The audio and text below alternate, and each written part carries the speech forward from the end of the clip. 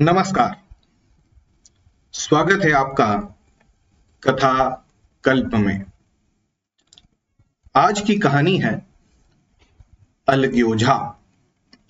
कहानीकार है प्रेमचंद और स्वर है प्रवीण दीक्षित का।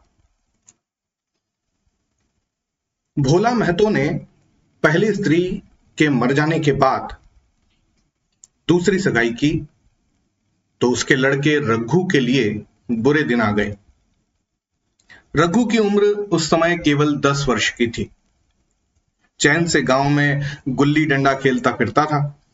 मां के आते ही चक्की में जुटना पड़ा। पन्ना रूपवती स्त्री थी और रूप और गर्व में चोली दामन का नाता है। वह अपने हाथों से कोई मोटा काम न करती। रघु गोबर रघु निकालता, बैलों को सानी रघु देता, रघु ही झूठे बर्तन मांजता।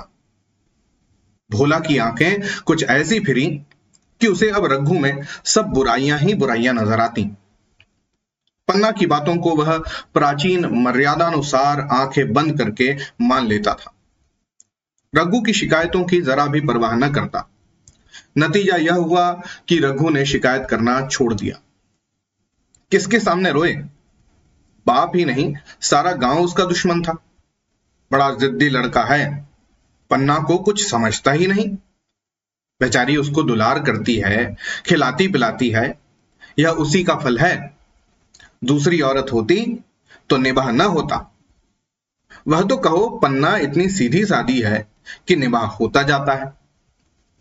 सबल की शिकायतें सब सुनते हैं, निर्बल की फरियाद भी कोई नहीं सुनता।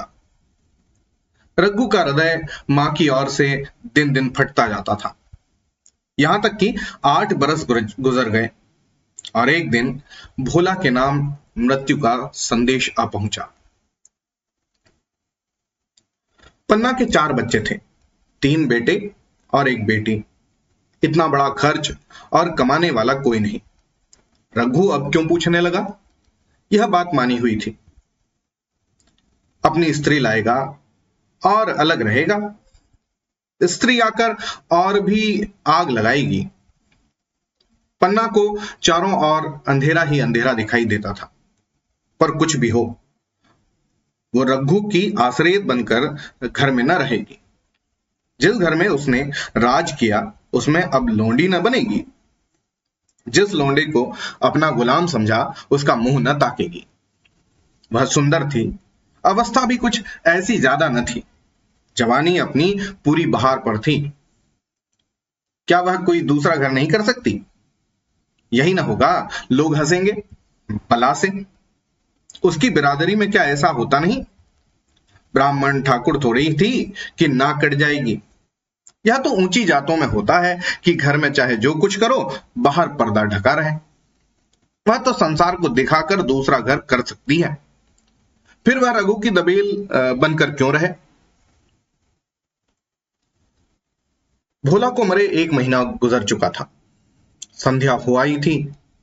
पन्ना इसी चिंता में पड़ी हुई थी कि सहसा उसे ख्याल आया, लड़के घर में नहीं है।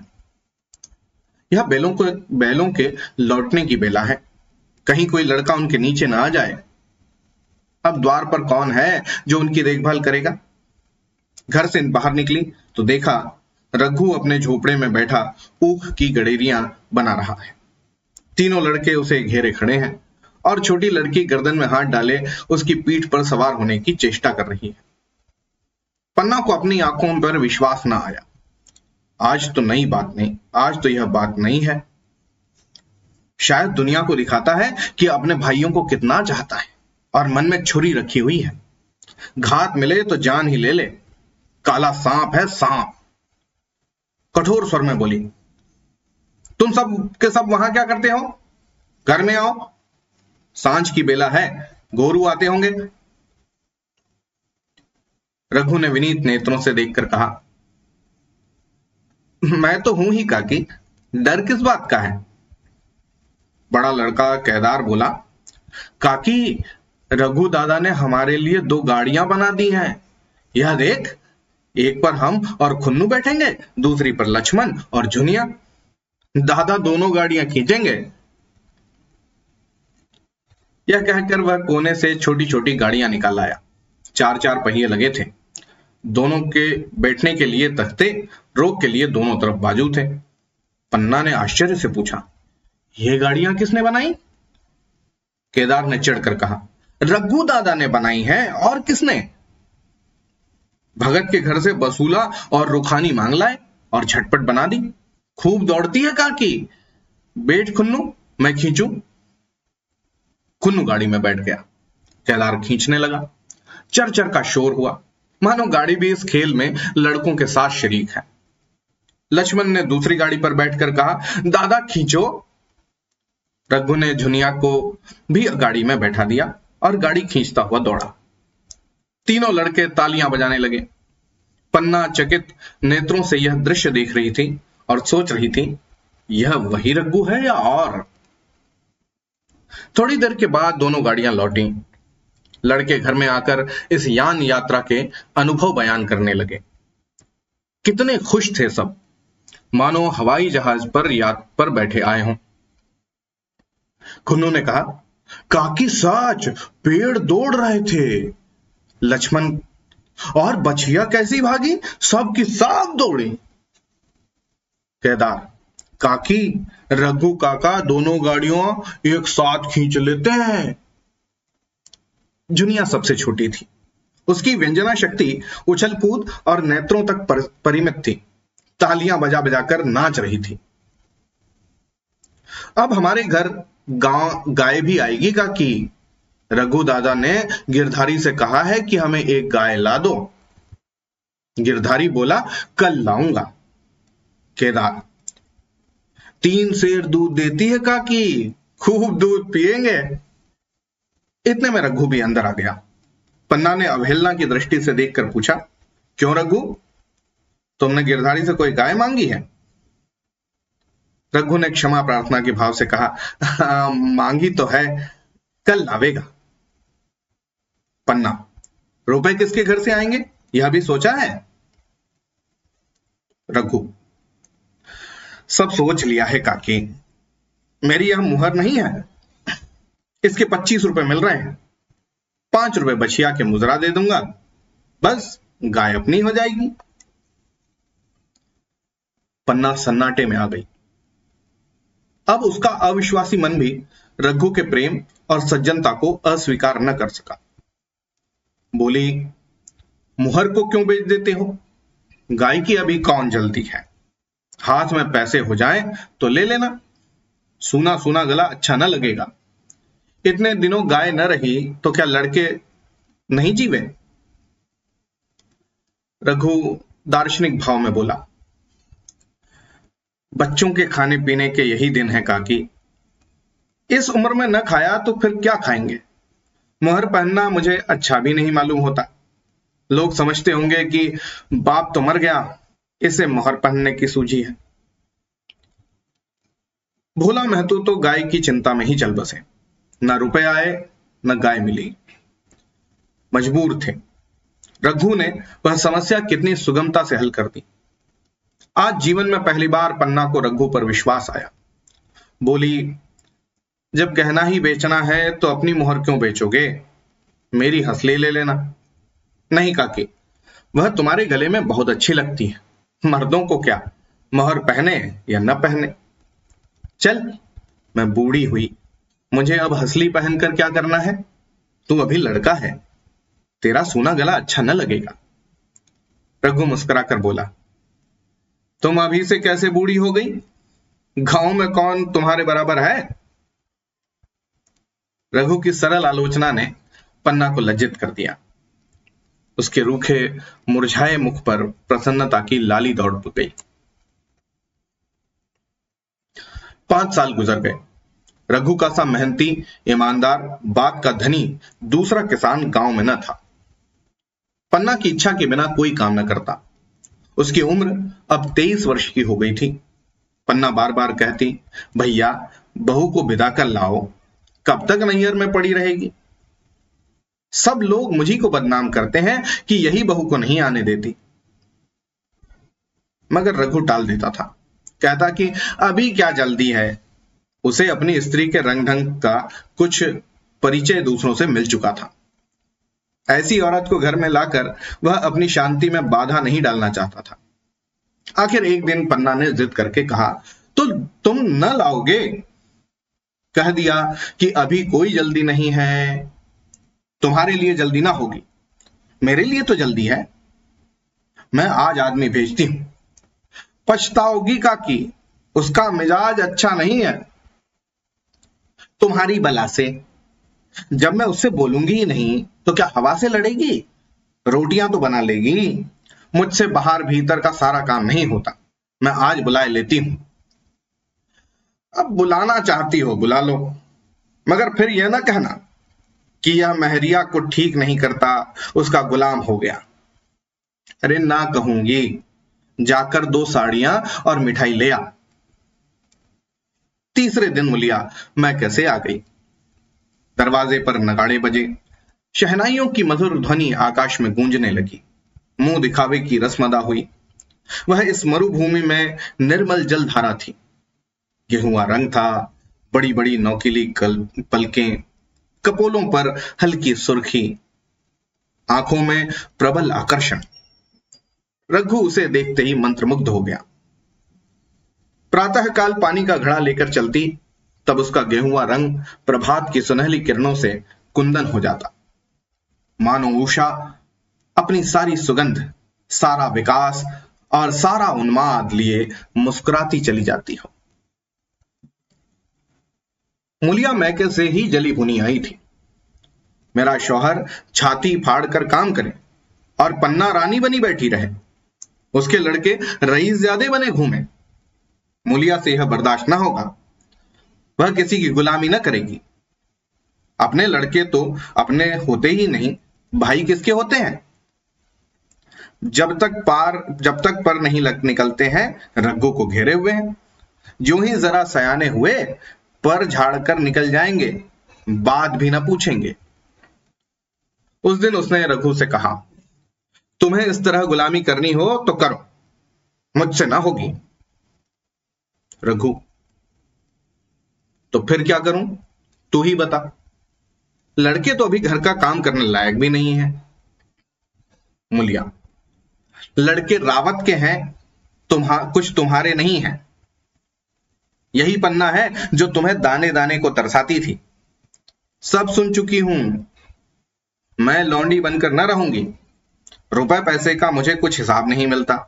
न जाने तुम क्या लाते हो और वह क्या करती है। तुम समझते हो रुपए घर में ही तो है, मगर देख लेना तुम्हें जो एक फूटी कोड़ी भी मिले। रघु, रुपए पैसे तेरे हाथ में देने लगूं तो दुनिया क्या कहेगी, यह तो सोच। मुलिया, दुनिया जो चाहे कहे, दुनिया के हाथों बिकी नहीं हूं। देख लेना, भीड़ भाड़ लीप कर हाथ काला ही रहेगा। फिर तुम अपने भाइयों के लिए मरो, मैं क्यों मरूं? रघु ने जवाब न दिया। उसे जिस बात का भय था वह इतनी जल्दी सिर पर आ पड़ी। अब अगर उसने बहुत तथ्योथम्बी किया तो साल 6 महीने और काम चलेगा। बस आगे यह डोंगा चलता नजर नहीं आता। बकरी की मां कब तक खैर मनाएगी। एक दिन पन्ना ने महुए का सुखावन डाला। बरसात शुरू हो गई थी। बखार में अनाज गीला हो रहा था। मुलिया से बोली, बहू जरा देखती रहना, मैं तालाब से नहाऊं। मुलिया ने लापरवाही से कहा, मुझे नींद आ रही है, तुम बैठकर देखो। एक दिन ना नहाओगी तो क्या होगा। पन्ना ने साड़ी उठाकर रख दी, नहाने न गई। मुलिया का वार खाली गया। कुछ दिन के बाद एक शाम को पन्ना धान रोप कर लौटी। अंधेरा हो गया था। दिन भर की भूखी थी। आशा थी बहू ने रोटी बना रखी होगी, मगर देखा तो यहां चूल्हा ठंडा पड़ा हुआ था और बच्चे मारे भूख के तड़प रहे थे। मुलिया से आहिस्ते से पूछा, आज अभी चूल्हा नहीं जला? केदार ने कहा, आज दोपहर को भी चूल्हा नहीं जला काकी, भाभी ने कुछ बनाया ही नहीं। तो तुम लोगों ने क्या खाया? कुछ नहीं, रात की रोटियां थी, खुन्नू और लक्ष्मण ने खाई, मैंने सत्तू खा लिया। और बहू? वह तो पड़ी सो रही है, कुछ नहीं खाया। पन्ना ने उसी वक्त चूल्हा जलाया और खाना बनाने बैठ गई। आटा गूंथती थी और रोती थी। क्या नसीब है, दिन भर खेत में जली, घर आई तो चूल्हे के सामने जलना पड़ा। केदार का 14वां साल था। भाभी के रंग ढंग देखकर सारी स्थिति समझ रहा था। बोला, काकी, भाभी अब तुम्हारे साथ रहना नहीं चाहती।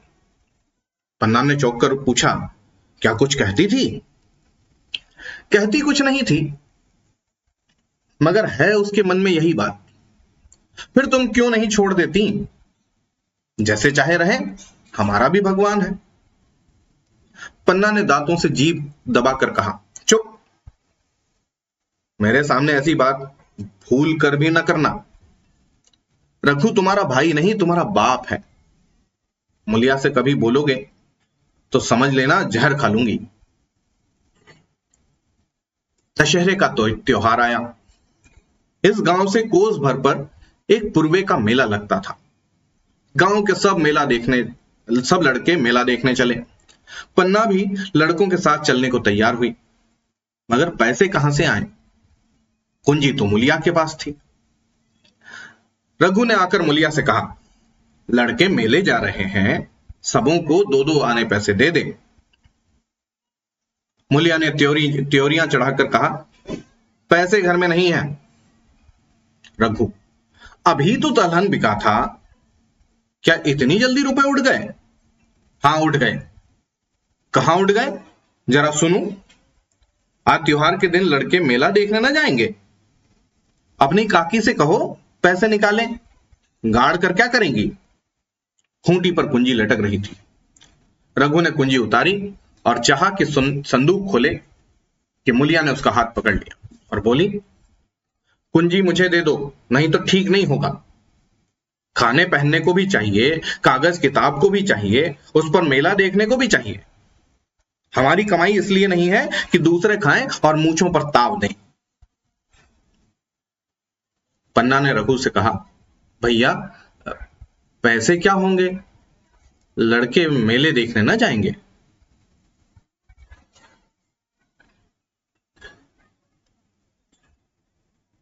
रघु ने झिड़क कर कहा, मेला देखने क्यों ना जाएंगे?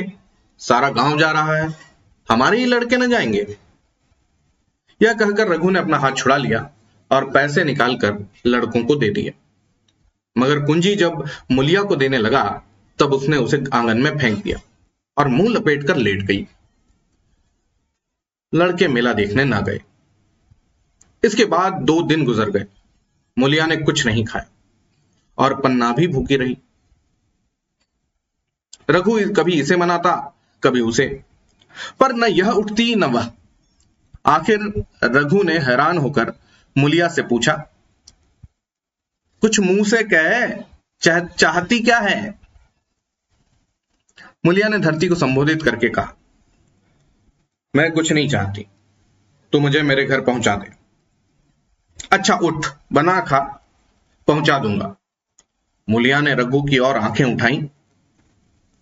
रघु उसकी सूरत देखकर डर गया। वह माधुर्य, वह मोहकता, वह लावण्य गायब हो गया था। दांत निकल आए थे, आंखें फटी रह गई थीं और नथुने फड़क रहे थे।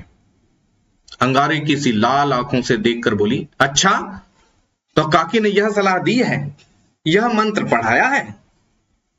तो यहां ऐसी कच्ची नहीं हूं, तुम दोनों की छाती पर मूंग दलूंगी। हो किस फेर में? अच्छा तो मूंग ही दल लेना, कुछ खा पी लेगी तभी तो मूंग दल सकेगी। अब तो तभी मुंह में पानी डालूंगी जब घर अलग हो जाए। बहुत झेल चकी, अब नहीं झेला जाता। रघु सन्नाटे में आ गया। 1 मिनट तक तो उसके मुंह से आवाज ही ना निकली। अलग होने की उसने स्वप्न में भी कल्पना न की थी। उसने गांव में 2-4 परिवारों को अलग होते देखा था। वह खूब जानता था रोटी के साथ लोगों के हृदय भी अलग हो जाते हैं, अपने हमेशा के लिए गैर हो जाते हैं। फिर उनमें वही नाता रह जाता है जो गांव के और आदमियों में। रघु ने मन में ठान लिया था कि इस विपत्ति को घर में नहीं आने दूंगा, मगर होनहार के सामने उसकी एक न चली। आह, मेरे मुंह में कालिक लगेगी। दुनिया यही कहेगी कि बाप के मर जाने पर 10 साल भी एक में निभाह न हो सका। फिर किससे अलग हो जाऊं? जिनको गोद में खिलाया, जिनको बच्चों की तरह पाला, जिनके लिए तरह तरह के कष्ट झेले, उन्हीं से अलग हो जाऊं? अपने प्यारों को घर से निकाल बाहर करूं? उसका गला फंस गया। कांपते हुए स्वर में बोला, तू क्या चाहती है कि मैं अपने भाइयों से अलग हो जाऊं? भला सोच तो, कहीं मुंह दिखाने लायक रहूंगा तो मेरा इन लोगों के साथ निभाह न होगा। तो तू अलग हो जा। मुझे अपने साथ क्यों घसीटती है? तो मुझे क्या तुम्हारे घर में मिठाई मिलती है? मेरे लिए क्या संसार में जगह नहीं है? तेरी जैसी मर्जी, जहां चाहे रह। मैं अपने घर वालों से अलग नहीं हो सकता। जिस दिन इस घर में 2 चूल्हे जलेंगे, उस दिन मेरे कलेजे के 2 टुकड़े हो जाएंगे। मैं यह चोट नहीं सह सकता। तुझे जो तकलीफ हो वह मैं दूर कर सकता हूं। माल असबाब की मालकिन तू है ही, अनाज पानी तेरे ही हाथ है। अब रह क्या गया है? अगर कुछ काम धंधा करना नहीं चाहती मत कर। भगवान ने मुझे समाई दी होती तो तुझे तिनका तक उठाने न देता। तेरे यह सुकुमार हाथ पांव मेहनत मजूरी करने के लिए बनाए ही नहीं गए। मगर क्या करूं, अपना कुछ बस ही नहीं है। फिर भी तेरे जी कोई काम करने का न चाहे मत कर, मगर मुझसे अलग होने को न कह। तेरे पैरों पड़ता हूं। मुलिया ने सिर से आंचल खिसकाया और जरा समीप आकर बोली, मैं काम करने से नहीं डरती, न बैठे बैठे खाना चाहती, मगर मुझसे किसी की धौंस नहीं सही जाती। तुम्हारी काकी घर का कामकाज करती है तो अपने लिए करती है, अपने बाल बच्चों के लिए करती है, मुझ पर कुछ एहसान नहीं करती। फिर मुझ पर धौंस क्यों जमाती है? उन्हें अपने बच्चे प्यारे होंगे, मुझे तो तुम्हारा आसरा है। मैं अपनी आंखों से यह नहीं देख सकती कि सारा घर तो चैन करे, जरा जरा से बच्चे तो दूध पिए, और जिसके बलबूते पर गृहस्थी थमी हुई है वह मट्ठे को तरसे। कोई उसको पूछने वाला ना हो। जरा अपना मुंह तो देखो, कैसे सूरत निकल आई है। औरों के तो 4 बरस में अपने पट्टे तैयार हो जाएंगे, तुम तो 10 साल में खाट पर पड़ जाओगे। बैठ जाओ। खड़े क्यों हो? क्या मार कर भागोगे? मैं तुम्हें जबरदस्ती नहीं बांध लूंगी। जानती कि ऐसे निर्मोही से पाला पड़ेगा तो इस घर में भूल से ना आती भी तो मन न लगाती। मगर अब तो मन तुमसे लग गया। घर भी जाऊं तो मन यहां ही रहेगा, और तुम जो हो मेरी बात नहीं पूछते। मुलिया की ये रसीली बातें रघु पर कोई असर न डाल सकी। वह उसी रुखाई से बोला, मुलिया, मुझसे यह ना होगा। अलग होने का ध्यान करते ही मेरे मन में न जाने कैसे हो जाता है। यह चोट मुझसे न सही जाएगी। मुलिया ने परिहास करके कहा, तो चूड़ियां पहनकर अंदर बैठो ना, लाओ मैं मूछे लगा लूं। मैं तो समझती थी कि तुम में भी कुछ कसबल है, अब देखती हूं तो निरे मिट्टी के लोंदे हो। पन्ना दालान में खड़ी दोनों की बातचीत सुन रही थी।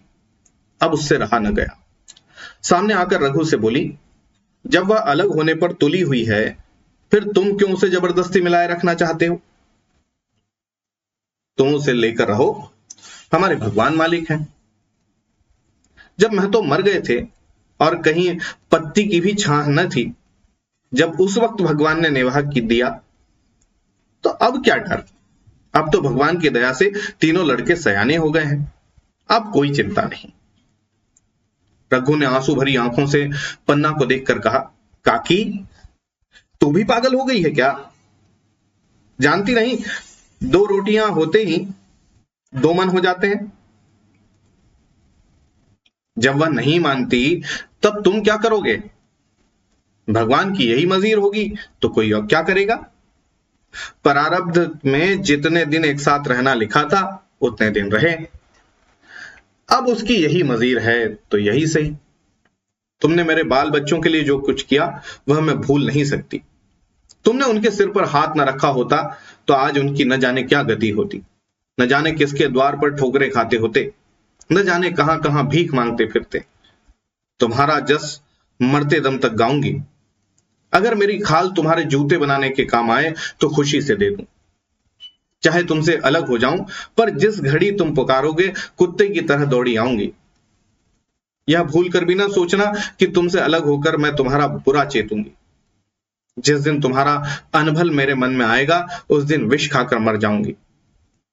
भगवान करे तुम दूधो नहाओ, पूतो फलो, मरते दम तक यही असीस मेरे रोए रोए से निकलती रहेगी। और अगर लड़के भी अपने बाप के हैं तो मरते दम तक तुम्हारा पोस मानेंगे। यह कहकर पन्ना रोती हुई वहां से चली गई। रघु वहीं मूर्ति की तरह खड़ा रहा। आसमान की ओर टकटकी लगी थी और आंखों में आंसू बह रहे थे। पन्ना की बातें सुनकर मुलिया समझ गई कि अब अपने पौ बारह हैं।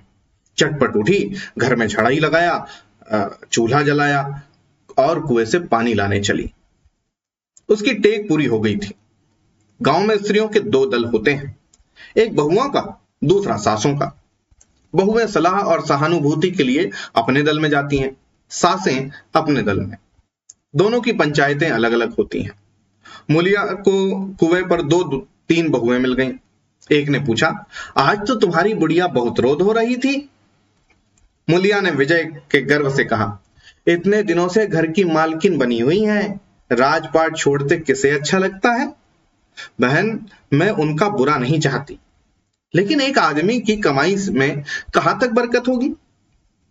मेरे भी तो यही खाने पीने पहनने ओढ़ने के दिन हैं। अभी उनके पीछे मरो, जिनकी फिर बाल बच्चे हो जाएं उनके पीछे मरो, सारी जिंदगी रोते ही कट जाए। एक बहू, बुढ़िया यही चाहती है कि बस जन भर लौंडी बनी रहे, मोटा झोटा खाए और पड़ी रहे।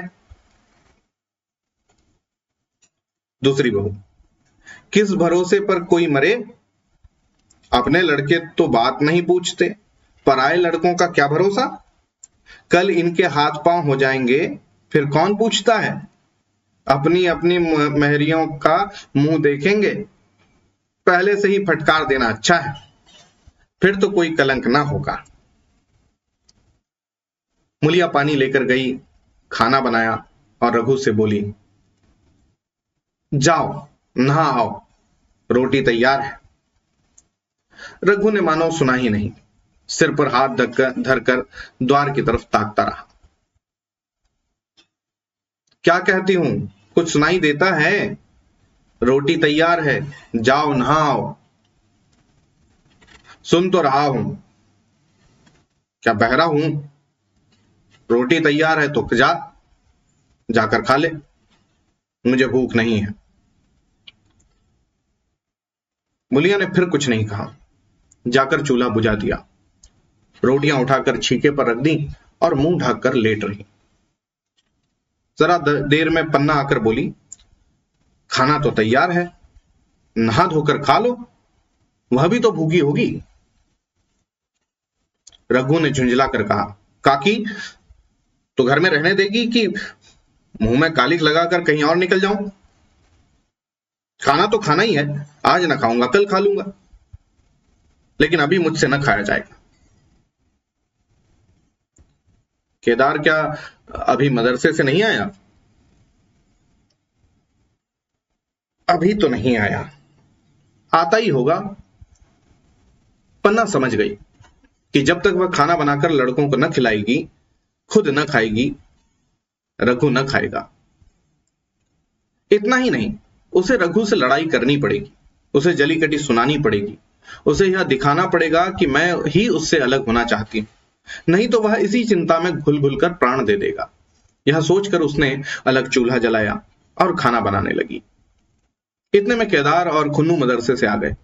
पन्ना ने कहा, आओ बेटा, खा लो, रोटी तैयार है, हैं? केदार ने पूछा, भैया को बुला लूं ना? तुम आकर खा लो, उनकी रोटी बहू ने अलग बनाई है। जाकर भैया से ना पूछा हूं? जब उनका जी चाहेगा खाएंगे, तू बैठकर खा। तुझे इन बातों से क्या मतलब? जिसका जी चाहेगा खाएगा, जिसका जी न चाहेगा न खाएगा। जब वह और उसकी बीवी अलग रहने पर तुले हैं तो कौन मनाए? तो क्या अम्मा जी, क्या हम अलग घर में रहेंगे? उनका जी चाहे घर में रहें, जी चाहे आंगन में दीवार डाल लें। खुन्नू ने दरवाजे पर आकर झांपा। सामने फूस की झोपड़ी थी, वहीं खाट पर रघु नारियल पी रहा था। खुन्नू, भैया तो अभी नारियल लिए बैठे हैं। जब जी चाहेगा खाएंगे। भैया ने भाभी को डांटा नहीं? मुलिया अपनी कोठरी में पड़ी सुन रही थी। बाहर आकर बोली, भैया ने तो नहीं डांटा, अब तुम आकर डांटो।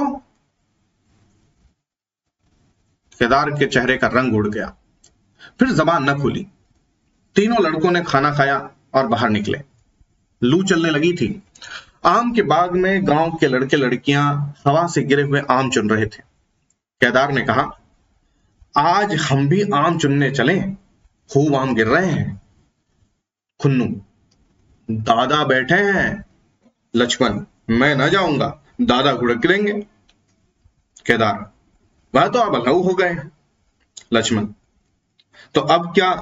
तो अब हमको कोई मारेगा तो तब भी दादा न बोलेंगे? वाह, तब क्यों ना बोलेंगे? रघु ने तीनों लड़कों को दरवाजे पर देखा, पर कुछ बोला नहीं। पहले तो वह घर से बाहर निकलते ही उन्हें डांट बैठता था, पर आज वह मूर्ति के समान निश्चल बैठा रहा। अब लड़कों को कुछ साहस हुआ, कुछ दूर और आगे बढ़े। रघु अब भी न बोला। कैसे बोले? वह सोच रहा था कि काकी ने लड़कों को खिला पिला दिया, मुझसे पूछा तक नहीं। क्या उसकी आंखों पर भी पर्दा पड़ गया है? अगर मैंने लड़कों को पुकारा और वह न आए तो मैं उनको मार पीट तो सकूंगा। लून में सबके सब मारे मारे फिरेंगे, कहीं बीमार ना पड़ जाए। उसका दिल महसूस कर रह जाता था, लेकिन मुंह से कुछ कह ना सकता था। लड़कों ने देखा कि यह बिल्कुल नहीं बोलते तो निर्भय होकर चल पड़े। सहसा मुलिया ने आकर कहा, अब तो उठोगे कि अब भी नहीं? जिनके नाम पर फाका कर रहे हो, उन्होंने मजे से लड़कों को खिलाया और आप खाया, अब आराम से सो रही हैं। मोर पिया मोरी बात न पूछे, मोर सुहागिन ना। एक भी तो मुंह से न फूटा कि भैया खा लो। रघु को इस समय मर्मांतक पीड़ा हो रही थी। मुलिया के इन कठोर शब्दों ने घाव पर नमक छिड़क दिया। दुखित नेत्रों से देखकर बोला, तेरी जो मर्जी थी वही तो हुआ, अब जा ढोल बजा। नहीं, तुम्हारे लिए थाली परोसे बैठी हूं, मुझे चिढ़ा मत। तेरे पीछे मैं भी बदनाम हो रहा हूं। जब तू किसी की होकर नहीं रहना चाहती तो दूसरे को क्या गरज है जो तेरी खुशामद करे? जाकर काकी से पूछ, लड़के आम चुनने गए हैं, उन्हें पकड़ लाऊं क्या? मुलिया अंगूठा दिखाकर बोली, यह जाता है, तुम्हें 100 बार गरज हो जाकर पूछो। इतने में पन्ना भी भीतर से निकल आई। रघु ने पूछा, लड़के बगीचे में चले गए काकी, लू चल रही है। अब उनका कौन 75 है? बगीचे में जाएं, पेड़ पे चढ़ें, पानी में डूबें, मैं अकेली क्या क्या करूं? जाकर पकड़ लाऊं? जब तुम्हें अपने मन से नहीं जाना है तो फिर मैं जाने को क्यों कहूं? तुम्हें रोकना होता तो रोक ना देते, तुम्हारे सामने ही तो गए होंगे। पन्ना की बात पूरी न हुई थी कि रघु ने नारियल कोने में रख दिया और बाग की तरफ चला। रघु लड़कों को लेकर बाग से लौटा तो देखा मुलिया अभी तक झोपड़े में खड़ी है। बोला, तू जाकर खा क्यों नहीं लेती? मुझे तो इस बेला भूख नहीं है। मुलिया ऐंठ कर बोली, हाँ हाँ, भूख क्यों लगेगी? भाइयों ने खाया, वह तुम्हारे पेट में जो पहुंच ही गया होगा। रघु ने दांत पीसकर कहा, मुझे जला मत भूलिया, नहीं तो अच्छा नहीं होगा। खाना कहीं भोगा नहीं जाता है। एक बेला न खाऊंगा तो न मत जाऊंगा। क्या तू समझती है घर में आज कोई छोटी बात हो गई है? तूने घर में चूल्हा नहीं जलाया, मेरे कलेजे में आग लगाई है। मुझे घमंड था कि और चाहे कुछ हो जाए पर मेरे घर में फूट का रोग ना आने पाएगा, पर तूने मेरा घमंड चूर चूर कर दिया। प्रारब्ध की बात है। मुलिया तिनक कर बोली, सारा मोह छो तुम्ही को है कि किसी और को भी है? मैं तो किसी को तुम्हारी तरह बिसुरते नहीं देखती। रघु ने ठंडी सांस खींचकर कहा, मुलिया, घाव पर नोन न छिड़क। तेरे ही कारण मेरी पीठ में धूल लग रही है। मुझे इस गृहस्थी का मोह न होगा तो किसे होगा? मैंने ही तो इसे मर मर कर जोड़ा, जिनको गोद में खेलाया वही अब मेरे पट्टीदार बनेंगे। जिन बच्चों को मैं डांटता था उन्हें आज कड़ी आंखों से भी देख नहीं सकता। मैं उनके भले के लिए भी कोई बात करूं तो दुनिया यही कहेगी कि यह अपने भाइयों को लूटे लेता है। जा, मुझे छोड़ दे, अभी मुझसे न खाया जाएगा। मैं कसम खा रखी हूं, मैं कसम रखा दूंगी, नहीं चुपके से चले चलो। देख, अब भी कुछ नहीं बिगड़ा है, अपनी हट छोड़ दे। हमारा ही लहू पिए जो खाने न उठे। रघु ने कानों पर हाथ रखकर कहा, यह तूने क्या किया मुलिया? मैं तो उठ ही रहा था। चल खा लूं, नहाने धोने कौन जाए। लेकिन इतना कह देता हूं कि चाहे 4 की जगह 6 रोटियां खा जाऊं, चाहे तू मुझे घी के मटके में ही डुबो दे, पर यह दाग मेरे दिल से न मिटेगा। दाग साफ सब मिट जाएगा। पहले सबको ऐसा ही लगता है। देखते नहीं हो उधर कैसी चैन की बंसी बज रही है। वह तो मना ही रही थी कि किसी तरह यह सब अलग हो जाए। अब वह पहले किसी चांदी तो नहीं है कि जो कुछ घर में आवे सब गायब। अब क्यों हमारे साथ रहने लगी? रघु ने आहत स्वर में कहा, इसी बात का तो मुझे गम है। आशा से ऐसी, काकी से ऐसी आशा न थी। रघु खाना बैठा तो कौर विष के समान घुट सा रहा था। जान पड़ता था रोटियां भूसे की हैं, दाल पानी सी लगती थी। पानी भी कंठ के नीचे न उतरता था। दूध की तरफ देखा तक नहीं। 2-4 ग्रास उठा खाकर उठ गया, जैसे किसी प्रियजन के श्राद्ध का भोजन। रात का भोजन भी उसने इसी तरह किया। भोजन क्या किया, कसम पूरी की। रात भर उसका चित्त उद्विग्न रहा। एक अज्ञात शंका उसके मन पर छाई हुई थी, जैसे भोला महतो द्वार पर बैठा रो रहा। वह कई बार चौंक कर उठा। ऐसा जान पड़ा भोला उसकी ओर तिरस्कार की आंखों से देख रहा है। वह दोनों जून का भोजन करता था, पर जैसे शत्रु के घर। भोला की शोकमग्न मूर्ति आंखों से न उतरती थी। रात को उसे नींद न आती।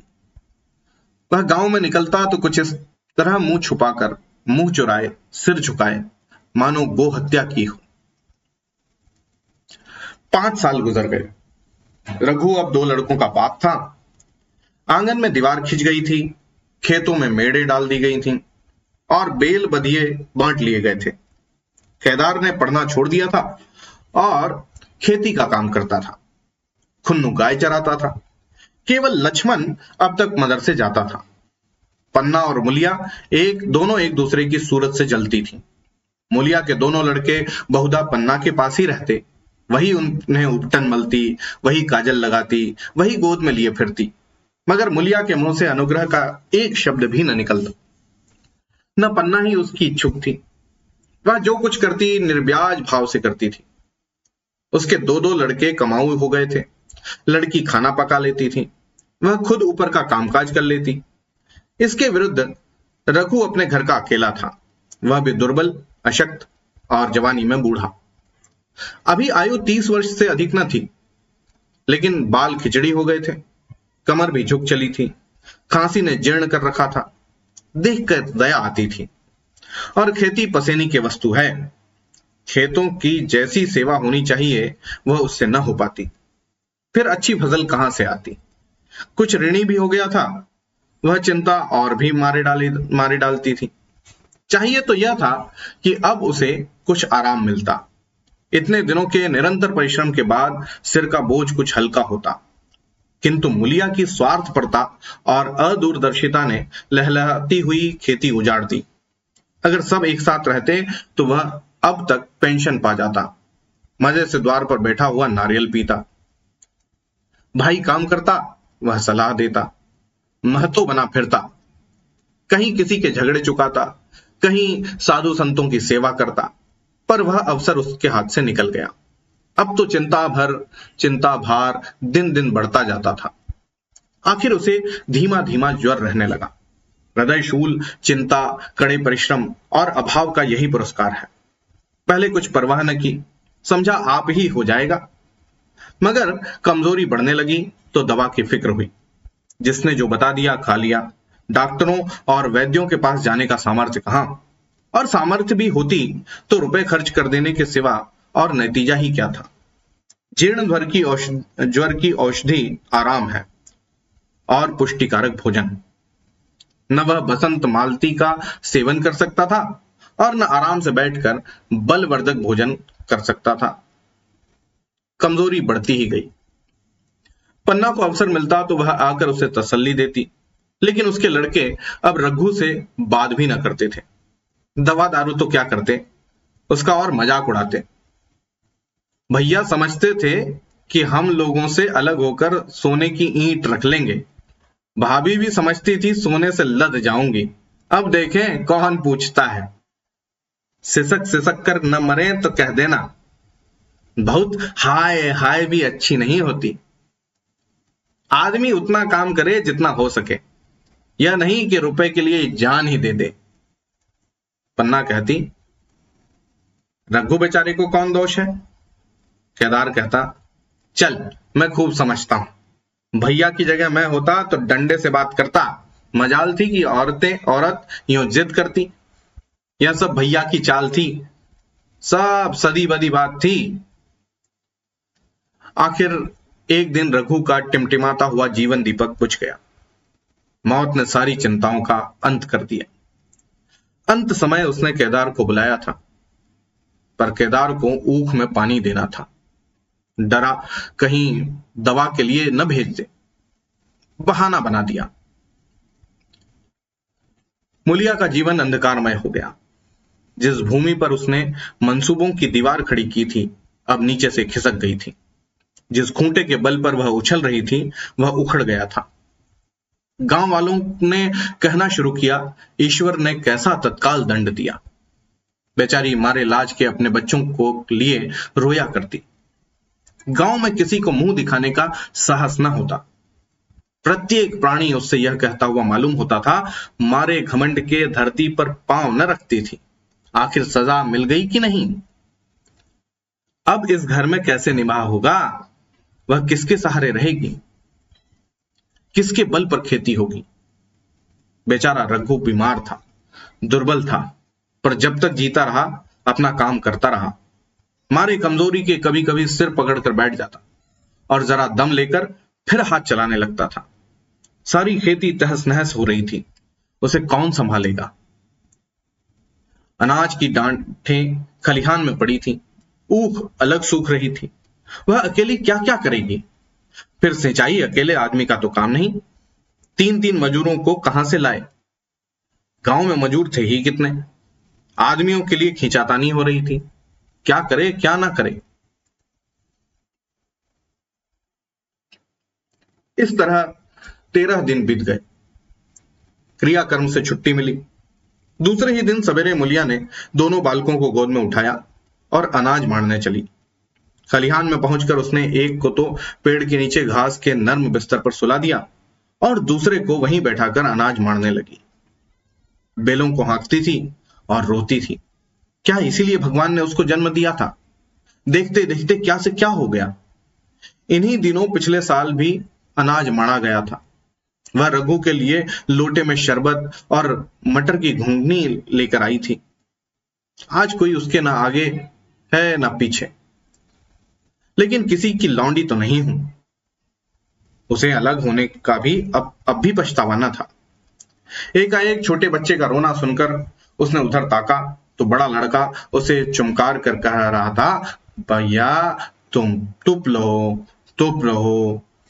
धीरे धीरे उसके मुंह पर हाथ फेरता था और चुप करने के लिए विकल था। जब बच्चा किसी तरह न चुप हुआ तो वह खुद उसके पास लेट गया और उसे छाती से लगाकर प्यार करने लगा। मगर जब यह प्रयत्न भी सफल न हुआ तो वह रोने लगा।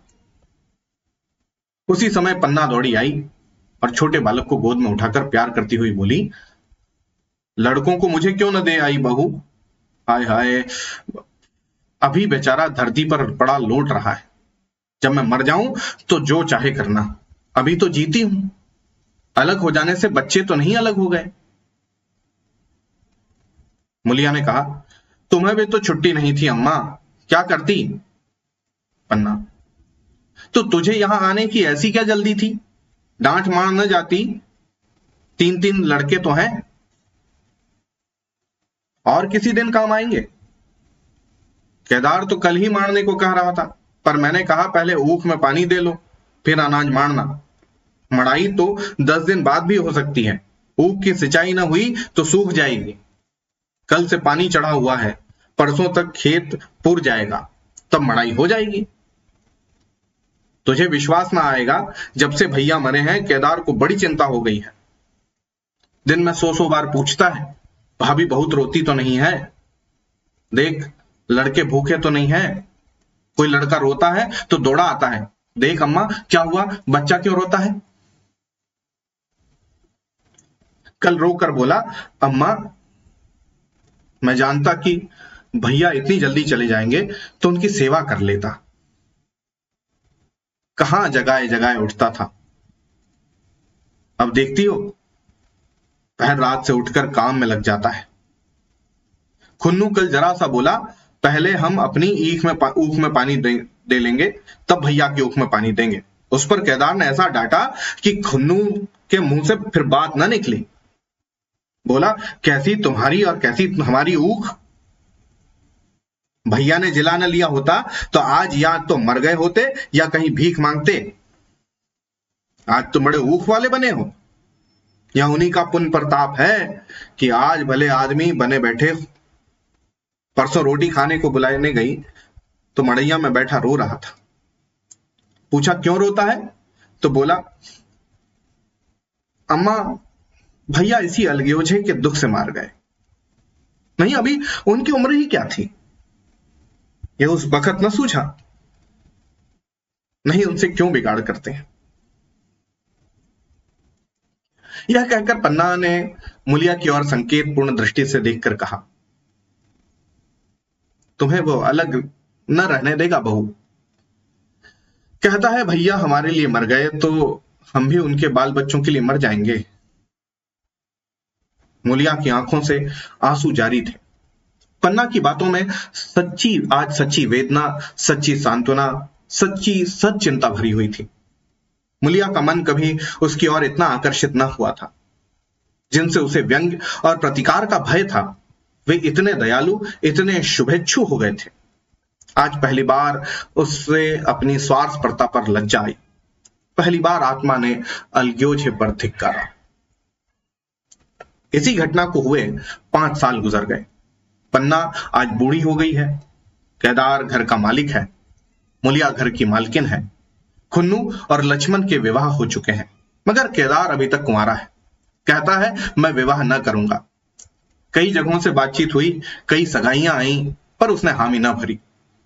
पन्ना ने कंपे लगाए, जाल फैलाए, पर वह न फंसा।